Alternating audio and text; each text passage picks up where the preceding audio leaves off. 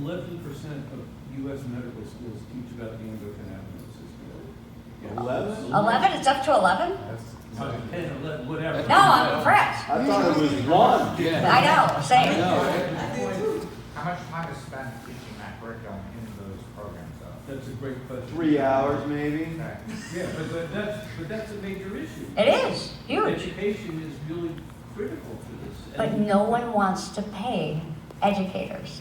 No one wants to give, just being a speaker, just being an educator at community events, things like that. No one wants to pay because it's online.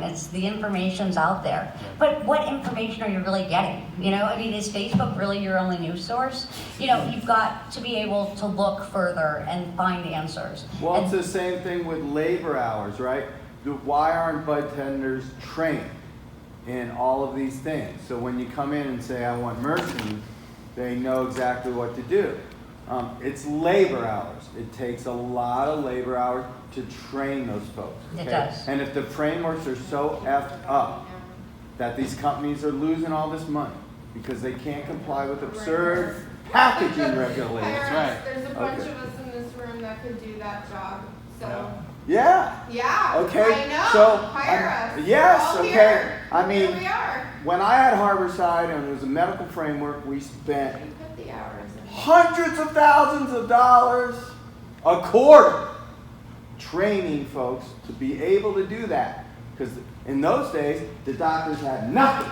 Okay, there was nothing in the medical schools. There was nothing. Okay, and no one could get information.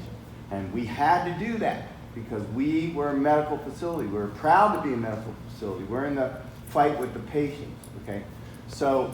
But then when the investors came along and we went to an adult use framework in California, the taxes went up, the costs went up, the companies couldn't raise enough money to cover all that. Guess what happened?